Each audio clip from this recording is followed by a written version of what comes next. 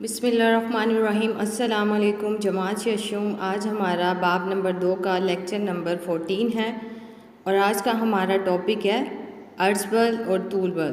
English میں اس کو latitude and longitude کہتے ہیں۔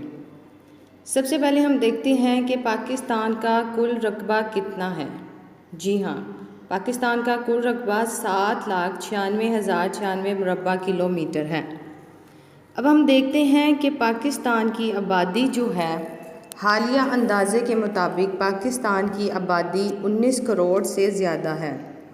اب ہم نقشے میں کیسے معلوم کر سکتے ہیں کہ اس کے لیے ہمیں لانگیٹیوڈ یعنی طول البلد اور لیٹیٹیوڈ یعنی عرض البلد کا پتہ ہونا چاہیے۔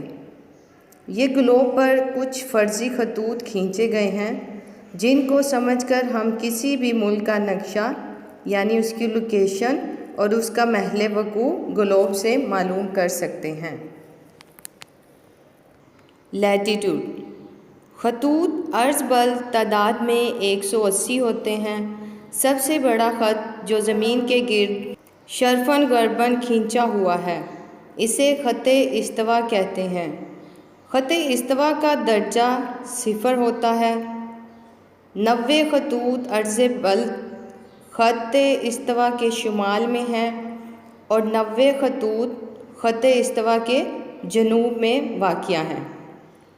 اس کے 2 قطبین ہیں، ایک قطب شمالی ہے اور دوسرا قطب جنوبی ہے۔ اگر آپ خطوط عرض بل کی خصوصیات دیکھیں تو یہ متوازی ہیں، یہ مشرق سے مغرب کی طرف کھینچے گئے ہیں۔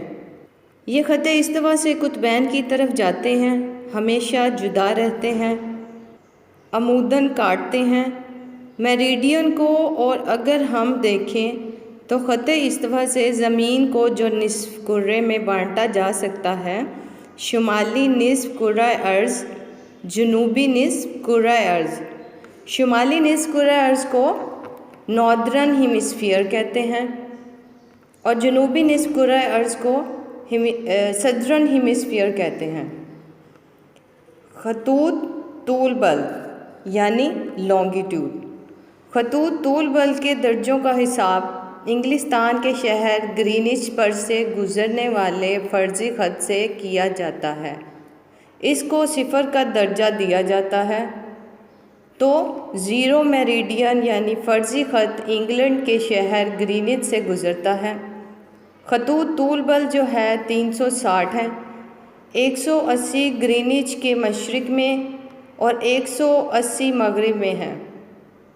جب ہم کہتے ہیں کہ فلاں شہر اتنے طول بل پر واقع ہے تو اس کے معنی ہوتے ہیں کہ یہ شہر گرینچ سے مشرق یا مغرب کی جانب اتنے درجے طول بل پر واقع ہے۔